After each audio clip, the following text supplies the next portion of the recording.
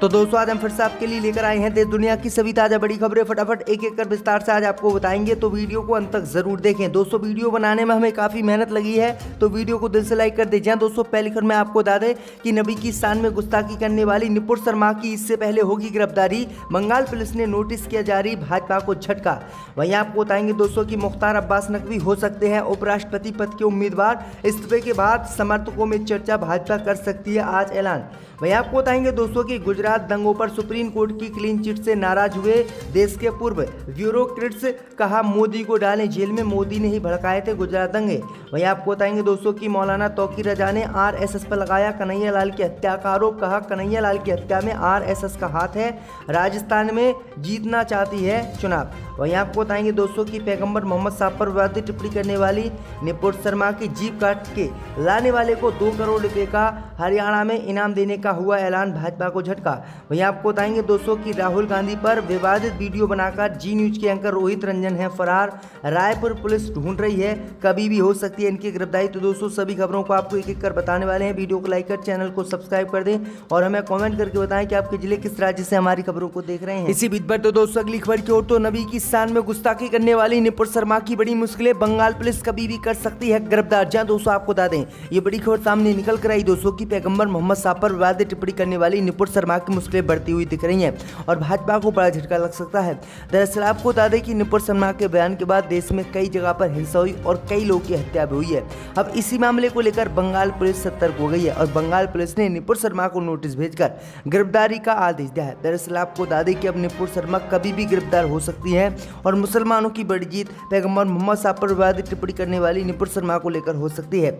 दरअसल आपको बता दें कि अब नुपुर शर्मा की गिरफ्तारी समाजवादी पार्टी के साथ साथ डॉक्टर शफीकुर रहमान बर्क ने भी कर दी है। उन्होंने कहा है कि पूरे हिंदुस्तान में हालात बिगाड़ने के पीछे नुपुर शर्मा ही जिम्मेदार है, लेकिन उन पर कोई कार्रवाई नहीं हुई है। अब नुपुर शर्मा के खिलाफ अखिलेश यादव के समर्थन में आए सपा सांसद डॉक्टर बर्क ने कहा है कि नुपुर शर्मा के खिलाफ आज तक कोई कार्रवाई नहीं हुई है। इस मामले पर कभी प्रधानमंत्री मोदी और अमित शाह नहीं बोलेंगे। पूरे हिंदुस्तान में हालात बिगाड़ने के पीछे नुपुर शर्मा ही जिम्मेदार है, लेकिन उन पर कोई कार्रवाई नहीं हुई है। तो ये बड़ी अपडेट आई दोस्तों की अब बंगाल पुलिस नुपुर शर्मा पर कार्रवाई करने के मूड में है और कभी भी नुपुर शर्मा की गिरफ्तारी अब हो सकती है। आपकी क्या राय है दोस्तों, नुपुर शर्मा की गिरफ्तारी होनी चाहिए या नहीं, हमें कमेंट करके जरूर बताएं। इसी बीच पर तो दोस्तों अगली खबर की ओर, तो मुख्तार अब्बास नकवी हो सकते हैं उपराष्ट्रपति पद के उम्मीदवार, इस्तीफे के बाद समर्थकों में चर्चा।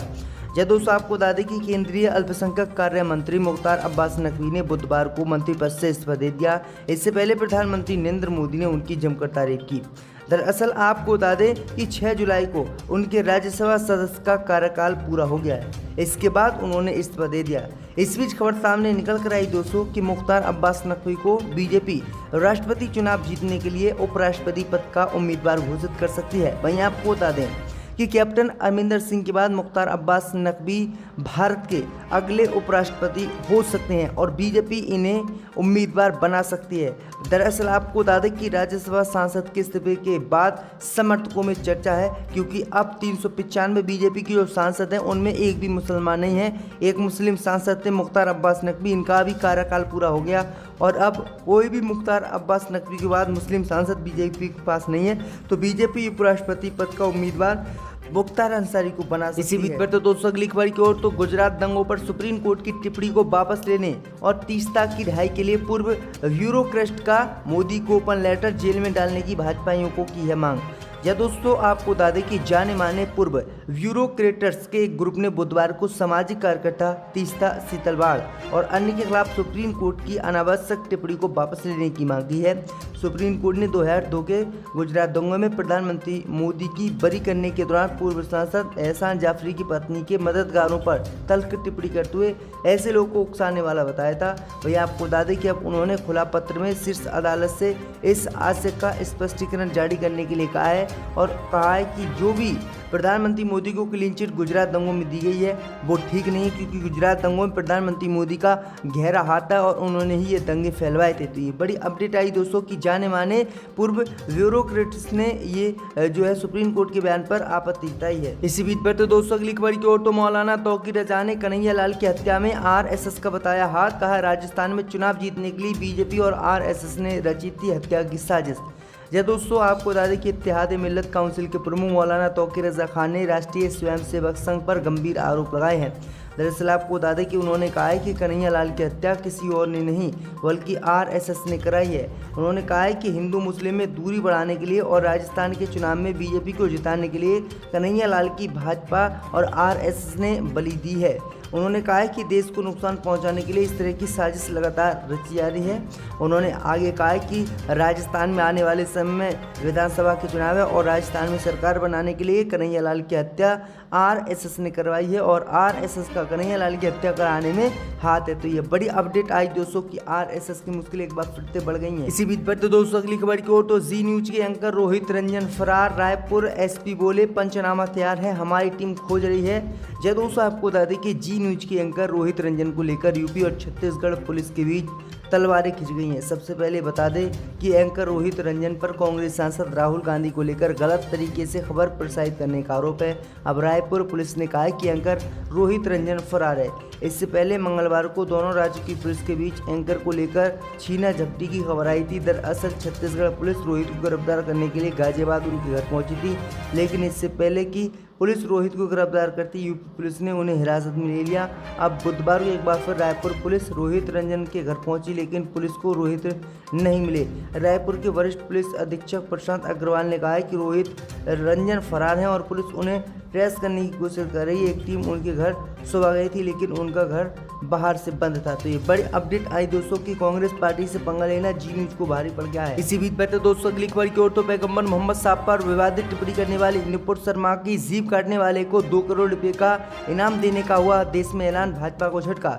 जय दोस्तों, आपको बता दें कि पैगंबर मोहम्मद पर बीजेपी की निलंबित प्रवक्ता निपुण शर्मा द्वारा की गई टिप्पणी पर उठा विवाद शांत होने का नाम नहीं ले रहा है।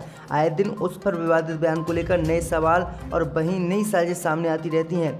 ऐसा ही मामला हरियाणा के मेवात से सामने आया है। दरअसल आपको बता दें कि मेवात में एक व्यक्ति ने निपुण शर्मा की जीभ काटने के लिए 2 करोड़ रुपए देने का ऐलान कर दिया है। इनाम की घोषणा का वीडियो सोशल मीडिया पर वायरल हो रहा है, जिसके बाद पुलिस अब इन व्यक्तियों को ढूंढ रही है जिन लोगों ने ये ऐलान किया है। उन्होंने कहा है कि जो भी निपुण शर्मा की जीभ काट कर लेकर आएगा उससे पूरा मेवात 2 करोड़ रुपए का इनाम देगा। तो ये बड़ी अपडेट आ रही दोस्तों। इसी बीच बढ़ते दोस्तों अगली खबर की ओर तो कर्नाटक में भाजपा को लग सकता है बड़ा झटका, बीजेपी नेता सिद्धरामैया कांग्रेस में हो सकते हैं शामिल। जहाँ दोस्तों आपको बता दें कि कर्नाटक में बीजेपी को बड़ा झटका लग सकता है। दरअसल आपको बता दें कि कर्नाटक में कांग्रेस के वरिष्ठ नेता और वह पूर्व सीएम सिद्धरामैया और भाजपा के वरिष्ठ नेता बीएस येदियुरप्पा की नजदीकियों ने भाजपा की चिंता बढ़ा दी है।